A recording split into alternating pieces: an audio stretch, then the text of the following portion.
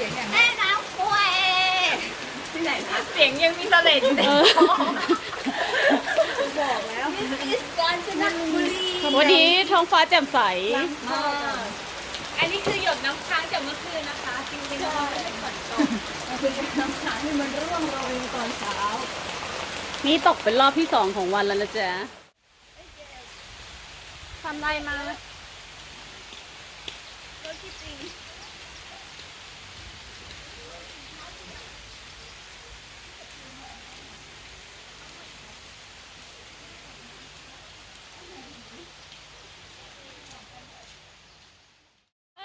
มแล้วให้เลยครับให้เลยครับ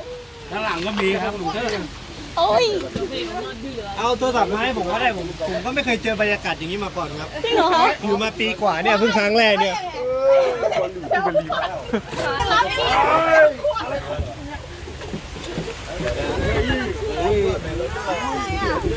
เต็มที่เลยครับคิดสิว่าเหมือนช้างเรา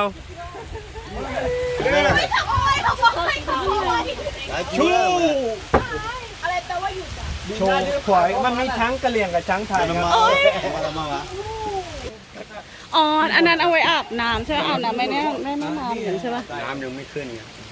อ๋อมันจะขึ้นมาถึงนี่เลยเหรอคะคนตัวเอง ไม่มีตัวมันคุณพี่เขาไม่จับตอนที่มีผลไม้นี่ ฮะแป้ง ไม่ให้แมลงมาตอมเลยนะไม่เราแค่เอาใจไม่หยุดทอนมือใจจับ